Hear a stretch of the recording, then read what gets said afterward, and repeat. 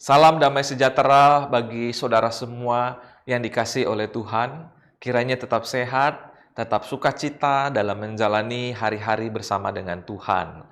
Renungan kali ini diambil dari Lukas 16 ayat yang ke-10. Bunyinya begini. Barang siapa setia dalam perkara-perkara kecil, ia setia juga dalam perkara-perkara besar. Dan barang siapa tidak benar dalam perkara-perkara kecil, ia tidak benar juga dalam perkara-perkara besar.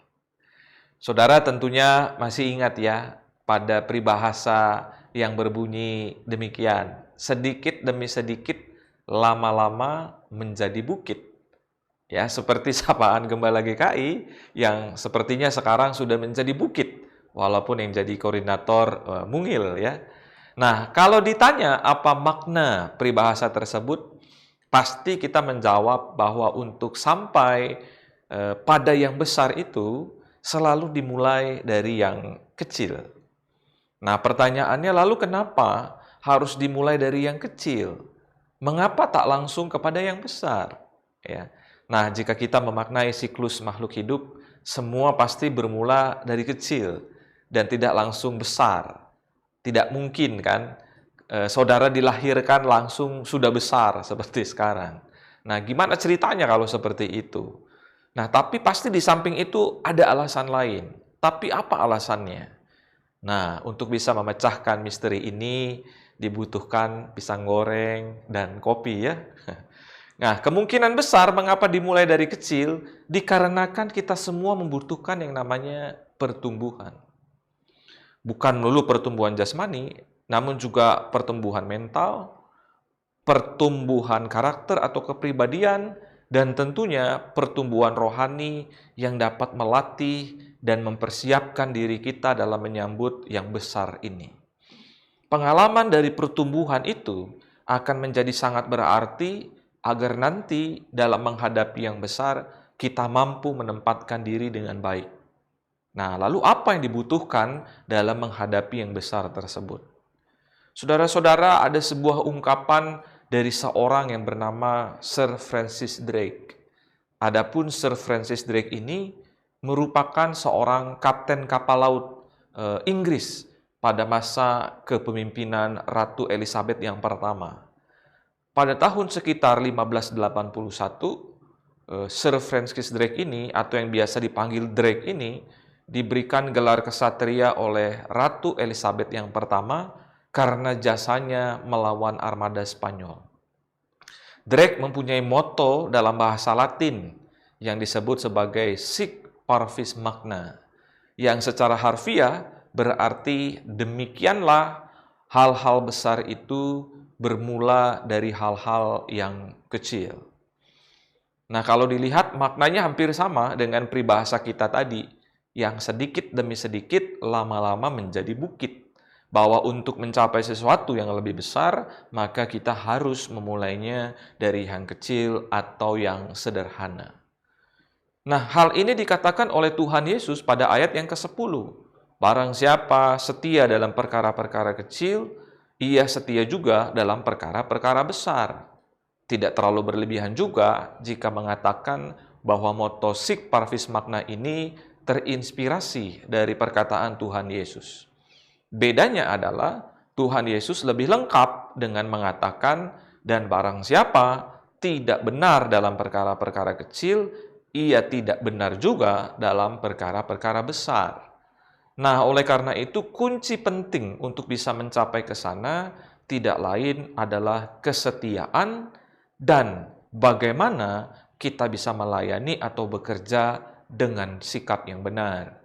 Jadi jika hal sekecil apapun dilakukan secara setia dan benar, pasti akan menghasilkan sesuatu yang optimal.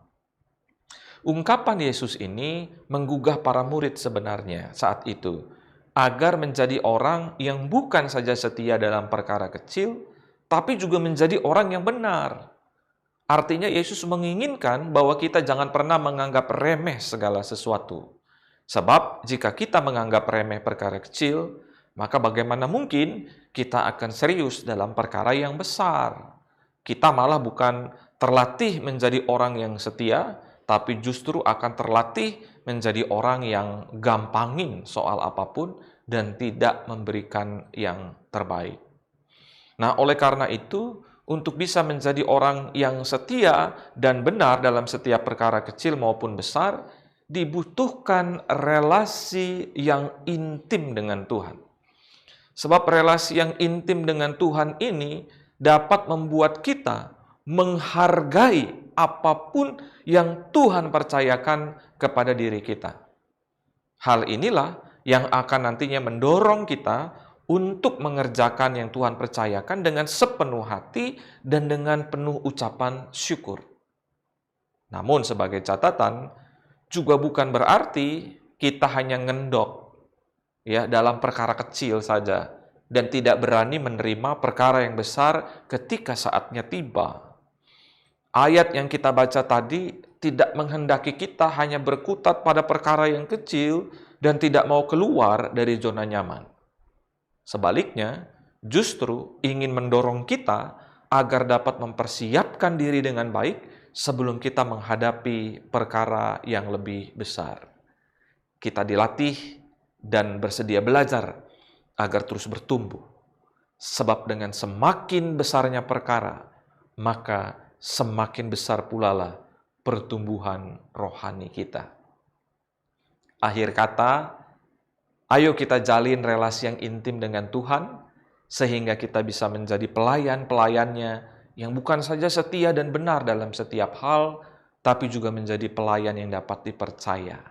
Atau dengan kata lain, menjadi orang kepercayaannya Tuhan. Kiranya Tuhan Yesus memberkati kita dalam setiap perkara yang kita alami, seperti ada tertulis dalam Filipi 4 ayat yang ke-13, segala perkara dapat kutanggung di dalam Dia yang memberikan kekuatan kepadaku. Amin. Mari kita satu dalam doa. Bapa di dalam surga, kami mengucap syukur karena Engkau setia, percaya kepada kami untuk melakukan hal-hal yang Kau kehendaki. Oleh sebab itu biarlah kami sebagai umat-Mu boleh menjalani kepercayaan yang sudah Tuhan berikan dengan setia, dengan benar, walaupun itu perkara kecil. Tapi kami mau membuktikan diri kami bahwa apapun yang Tuhan berikan pasti yang terbaik. Pimpin kami untuk senantiasa dapat melakukannya. Terima kasih Bapa di surga. Di dalam nama Tuhan kami Yesus Kristus, kami berdoa dan mengucap syukur. Amin.